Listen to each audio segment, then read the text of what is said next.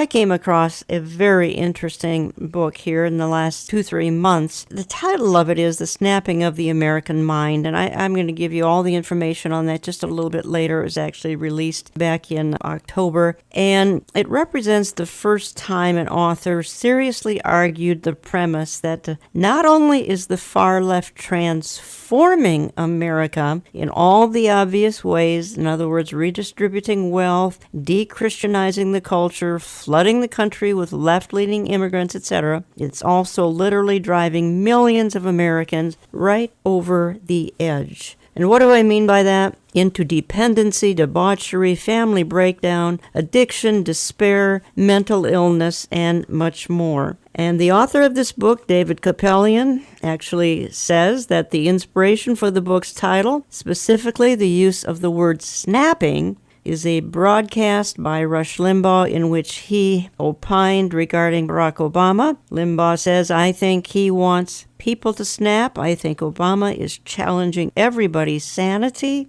The more chaos there is, the more requirement there is for him to step in and control the chaos." And Kapelian goes on, continuing to quote on this theme, "Obama is literally pushing people to snap, attacking the very sanity of the country. I mean, all of this is so in our face. Everything that people hold dear is under assault, deliberately making people upset. This is not what presidents do." We're going to discuss this. I'd like to welcome to the microphones of Understanding the Times Radio, David Kapelian. David, thank you for joining me today. Jan, thank you for having me. It's a pleasure to be here. You know, David, Barack Obama promised to fundamentally transform America, yet some of the people who you suggest are snapping likely wanted the progressive agenda and naively thinking that it would make all things right. In other words, the oceans would stop rising, we could redistribute wealth. Instead, it has turned America the Beautiful, as you say, into America the Bizarre. But he promised to fundamentally transform, and he did it. He did. Well, Barack Obama is a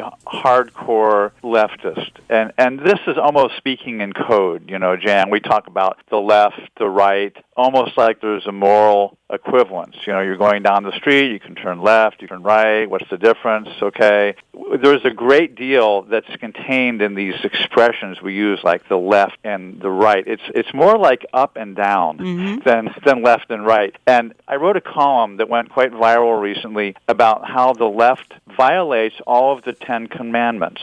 And I go through each commandment. And the point of this is not that, the left accidentally rubs up against some of the commandments. I'm making the case that what we call the hard left, which is different from liberals who just don't quite understand the consequences of banning guns and raising the minimum wage and things like that. We're not talking about that. We're talking about the hardcore left that basically is in rebellion against God and the Judeo-Christian values of this country. They cannot operate.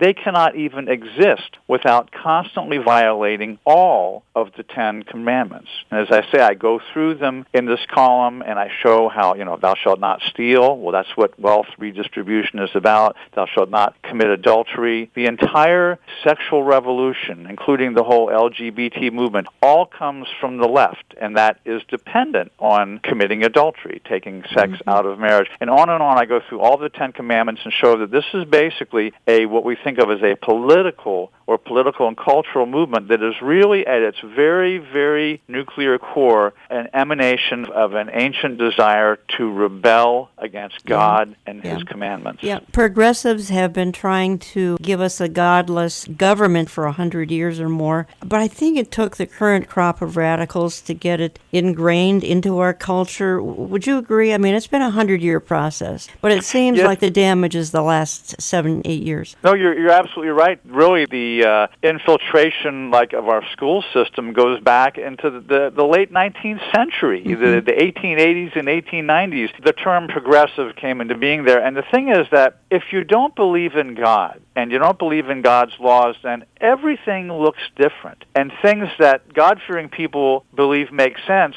sound ridiculous.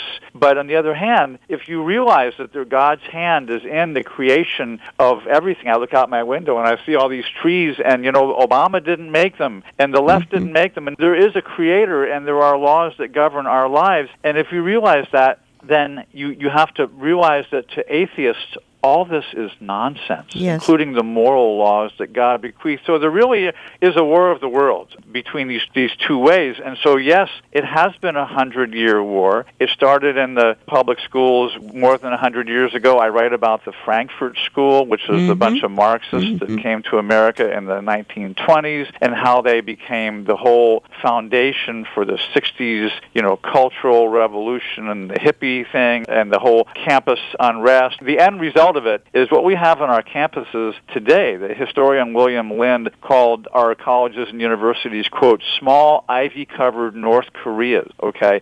And with every passing month and week of the news, that becomes more and more undeniable. Our colleges, except for a few, some Christian colleges, but for the most part, the major, including the Ivy League universities, have become stark raving mad. Let me just back that up with a real short soundbite here by our good friend Dinesh D'Souza, and he's asking the question, how did we get here? And then he answers, and he's kind of playing off of just what you said. It seems to me that part of our problem, and the reason that the left is able to do this, is not just because they fight harder in the political sphere. They do. But it's also because they have essentially moved over the past 25 years to take over all the big megaphones of our society. And by this I mean the cultural institutions that shape people's way of thinking. I'm thinking here of the mainstream media. I'm thinking here of Hollywood and Broadway. I'm thinking of the whole sector of comedians that have an influence on young people. They've got Bill Maher, they've got Jon Stewart, they've got Colbert, we've got nobody. And in addition, they've taken over much of the elite education, higher education. They've become increasingly powerful in elementary and secondary education. So how do we expect not to win, to even compete when all these large megaphones, these instruments of transmission of information, even if we had fantastic ideas, how do we get them out? All we seem to have is talk radio, Rush Limbaugh, Fox News Channel, which is basically talk radio on TV, and that's kind of it.